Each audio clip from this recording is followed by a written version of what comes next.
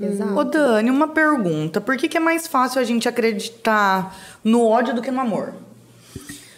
A gente tende a acreditar mais no que é ruim do que no é bom. Verdade. A nossa é uma boa pergunta. Olha, e a nossa pergunta, essa pergunta da Tami, ela faz uma conexão com a ansiedade. Naturalmente, para o desenvolvimento da história humana, o indivíduo descobriu o fogo para quê? Para sobreviver. Para queimar o outro. Depois para aprender a queimar o outro. Para se aquecer, para enfim. Então, naturalmente, o nosso desenvolvimento biológico é um organismo, é um indivíduo buscando defesa. Eu dou esse exemplo. Ao mesmo tempo que eu tenho uma diarreia, é o meu organismo trabalhando para repor a flora ali. E aí, fazendo uma conexão com isso, a gente está sempre em modo de ataque. Salvo quando a gente vive em um ambiente muito adequado e harmonioso, então a gente sempre tende a ver o melhor das coisas. Por exemplo, quando a gente trabalha muito a fé e a espiritualidade, naqueles dias a gente fala, nossa, hoje eu tô zen. Hoje tá tudo lindo. Mas naturalmente como maneira de se defender. Então é muito fácil a gente alimentar os sentimentos negativos. E o ser humano, eu não sei, pelo menos eu falo por mim, eu tenho muito esse negócio de ficar na defesa, muito tempo na defesa. E isso é ruim, né? Porque tudo que é excesso é ruim. Pegando um gancho aí na pergunta da Tami, agora um papo de pedagogos. Ela ama! Quantos por cento, né, a nossa infância reflete na nossa vida adulta? Porque isso pode ser algo, né, que partiu da infância dela, né? Na verdade, assim, não tem como dizer, a infância a infância é um solo que perpetua o resto da vida. Né? Então a infância é o solo, o resto eu vou caminhando. Então tudo reflete, a infância está muito relacionado. Porém, um ponto importante a gente analisar que não é sobre o que fizeram comigo, né? É o que eu faço com aquilo. Porque, na verdade, ela foi submetida a muitas coisas, você a outras e eu a tantas outras. Exatamente. Mas quais recursos internos eu utilizo para lidar com aquilo? E por que tem pessoas que têm... É difícil, né, de a gente conseguir lidar com tudo. Por que tem pessoas que têm mais facilidade para poder absorver e poder seguir outros caminhos, e tem outras pessoas que têm mais dificuldade? Que é onde entra numa ansiedade, uma depressão, um transtorno. Um trauma, né? Naturalmente, a gente usa uma palavra que a gente fala que é episódios e períodos de latência. O que é a latência? É como se eu não tivesse passado bem por um processo, precisava evoluir, né? Ir para o próximo estágio da vida aí, e eu fiquei parado ali. Isso é a característica intrínseca. A gente é indivíduo singular. A Camila interpreta as coisas de uma maneira diferente de quem eu sou. Para a Camila, algumas coisas ficam, porque são coisas que ela precisa trabalhar. Danilo, alguém me xingou, eu não tô nem aí, eu sigo a vida. Já outras pessoas não. Né? Porque aquilo para ela, o lado da ofensa, da autoestima, tá muito prejudicado, enquanto para mim não. Então, as coisas que a gente paralisa, tem uma fala de uma autora que ela fala assim, bateu, doeu, pega que é teu. Né? Carapuça serviu? Vista. E tenta trabalhar com isso, né? Mas lógico, tem alguns seres humanos, alguns indivíduos, né? Que ele tem mais habilidade para suportar algumas coisas que outros. Ô Dani, falando que a pergunta que a Ká fez também, sobre a infância, o que vai atrapalhar ou ajudar quando a criança se torna adulta. Os transtornos, tipo o borderline, ele... É um transtorno que é traumas de criança, como que funciona? E aí eu vi também que parece que chega uma certa idade que parece que dá uma amenizada no transtorno. Como que funciona esse específico? O transtorno borderline, como você disse, é um transtorno de personalidade limítrofe. Então vamos pensar que a pessoa está andando ali naquela linha. Qualquer momento ela pode ir para o lado direito, para o lado esquerdo. É difícil a gente falar da infância porque a personalidade está sendo desenvolvida, né? Ao longo da vida, ali no início da fase adulta. E a gente tem percebido que os adultos de hoje têm mais dificuldade de amadurecer do que o pessoal lá de antes, né? A gente até fala que uma sociedade forte cria indivíduos frágeis, né? Então, é um percurso, né? A gente precisa avaliar a psicogênese do indivíduo, como é o histórico em saúde mental na família, como é o humor, como é as características de pensamento do indivíduo. Então, a gente avalia esses processos. Quando isso normaliza, a gente precisa de uma intervenção, um tratamento. Quanto antes eu começar a tratar, melhor eu tenho habilidade para manejar aquela situação. Danilo, significa que hoje eu tenho transtorno de personalidade borderline e daqui a 2 anos eu não vou ter? Não é isso. Só que eu vou estar em equilíbrio, eu não vou estar em mania, né? Que é quando tem aqueles picos de extrema irritabilidade. Então, por exemplo, uma característica, para quem não entende, uma característica da personalidade borderline é que os relacionamentos são muito frágeis, porque ela é muito intensa, ela se entrega. Então, a vida de um borderline, aquela pessoa chega na minha vida como se fosse tudo. E ao mesmo tempo, depois do nada, ela acaba. Vai embora. E aí a gente se vê assim, meu Deus. Acabou a minha vida, acabou. Né? Aí depois do nada ela já tá ótima, isso né? Mesmo. E dessa questão do transtorno, tem uma certa fase, assim, tipo uma idade que dá uma estabilizada? Olha, vai depender sempre do tratamento. A gente sabe que os transtornos mentais, eles estão, as mulheres estão mais propensas a ter, né? Os Por quê? transtornos. Por essa característica da mulher. Sentimental. E a mulher, essa questão de olhar para os sentimentos, e a mulher, ela é mais vulnerabilizada do que o homem. O salário da mulher é menor, e todos esses aspectos históricos aí que a gente sabe. Então a mulher, ela está mais suscetível ao sofrimento. Um pequeno exemplo. Uma família de 5 filhos. Quem cuida dos pais?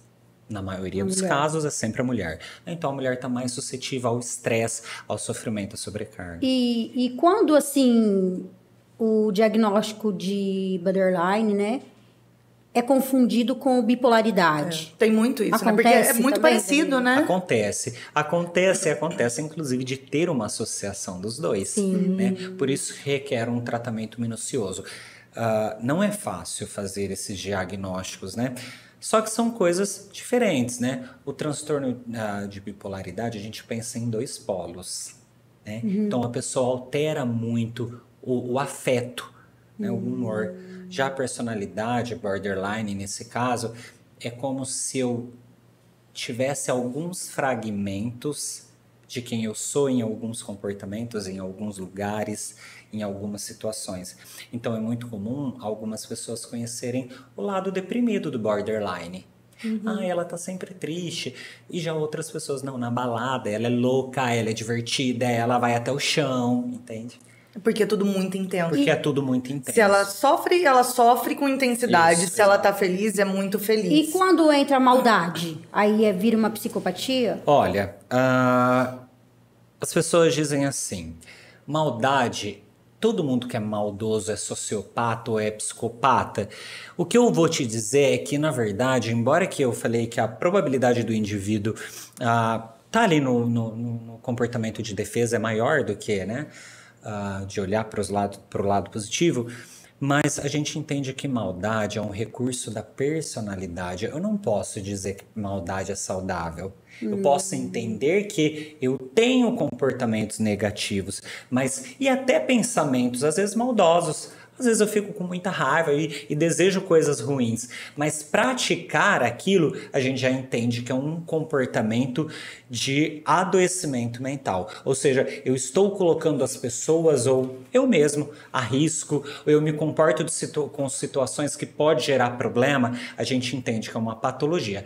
Não necessariamente uma uma psicose ou uma...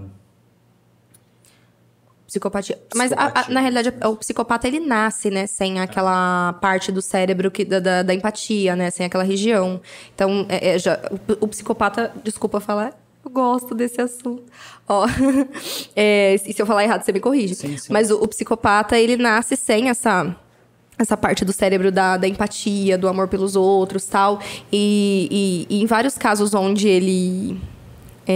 pode mostrar amor é fingimento, né? Ele tá fingindo para poder conviver em sociedade ali. Aí é narcisista também. Então, narcisismo. Isso. outro termo que tá muito na moda. Ah, eu tô num relacionamento narcisista. Fulano é narcisista. Minha mãe é narcisista. É um transtorno de personalidade. E não é bem assim, porque é muito difícil também diagnosticar narcisismo. Não é? Mas todo mundo fala. E quais as características principais do narcisista? Tá bem. É que você estava falando de psicopatologia. Ai, perdão, pulei tanto. Não. Mas pode concluir e depois pula para isso. Psicopatia e aí a gente já vai pro... Não, é isso mesmo. A psicopatia, na verdade, você nasce, né? E não... Na verdade, o teu objetivo não necessariamente é fingir, é interpretar, mas você está pensando só em você. Então, você pensa em você e se for para atingir o objetivo que você quer, você só olha para aquilo. Muitas vezes, não... o psicopata, ele está querendo te prejudicar. Não, ele quer ter vantagem. E aí, para ele ter vantagem, ele passa... Ele vai fazer tudo isso. Né? Algumas características do transtorno de personalidade narcisista, né? A gente faz essa associação com Narciso. Eu não sei se você já né? Da mitologia que ele olhou... Narciso no lago, né? Que ele se olhou no lago e se afogou, né? É que as pessoas, naturalmente, nas relações... tem refletido muito sobre mães narcísicas, relacionamento narcisista abusivo. É uma característica da personalidade que a pessoa precisa ter vantagem a todo tempo. Né? Ela precisa ser satisfeita, os prazeres dela precisa ser satisfeito, mas ela usa isso com algumas ferramentas. Por exemplo, não sei se vocês já ouviram esses termos como gaslighting, mentorruping, que é característica, por exemplo, é muito comum naquele relacionamento, eu brigo com você, eu te agrido fisicamente e depois eu falo assim pra você, mas é lógico que eu te bati. Olha o jeito que você se comportou. Exato. Olha a roupa que você usou. A gente foi naquela festa, você dançou daquele jeito. A culpa é sua por eu estar fazendo isso. O narcisista, ele culpa o outro o tempo todo. A culpa é sua. Ele não consegue, ele só olha para si para satisfazer os prazeres dele. E aí ele vai utilizando algumas ferramentas. A mentira, a manipulação, a sedução. Porque ele precisa ser envolvente, né? Porque senão você não fica na relação. Só que quando você vai percebendo que o prazer do outro é reduzir quem você é para enaltecer quem ele é, você já analisa, eu estou numa relação narcísica. Porque todas as vezes que a gente briga, ele me diminui. No final disso tudo, eu saio dessa relação pensando, poxa, é verdade, dessa discussão. Eu tô errada mesmo, eu tô errado porque foi culpa minha, eu deveria ter ficado quieta, eu não deveria ter saído. E aí você começa a adoecer. Porque você já não narcisista com uma pessoa que tem transtorno borderline. Então, ambos são transtornos de personalidade, né? E aí a gente tem alguns clusters, a gente fala que é grupo dentro da personalidade. Cada um vai desenvolvendo as suas características. É lógico, Tami. Só que no relacionamento entre os dois, o borderline vai ser mais atingido, né? Porque ele vai estar idolatrando a pessoa que está do lado e a outra pessoa vai estar feliz. Exato. Né? Só que é muito difícil, né? Um relacionamento assim, né? Porque a gente sabe que os dois têm um quadro de transtorno mental. Preocupante, né? E aí acabam se adoecendo. Mas a gente percebe que o borderline, ele vive pro outro, né? Por isso, eu acho que o borderline, eu acho que... Eu falando por mim, ele não tem a maldade de querer fazer algo pro outro, mas... Ele faz pra si mesmo, né? Faz pra si mesmo, acaba se anulando de tudo pra ter alguém ali do seu lado, porque precisa. Porque ele entende que sim. Tem uma associação que a gente faz que é comum em alguns, porque mesmo que você fala, Danilo, eu tenho diagnóstico de border e eu também tenho, a Fernanda também tem, cada um ainda funciona de um jeito. Mas tem uma característica muito comum que a gente fala que é transtorno de personalidade histriônica, porque eu posso ter uma associação. O que é isso?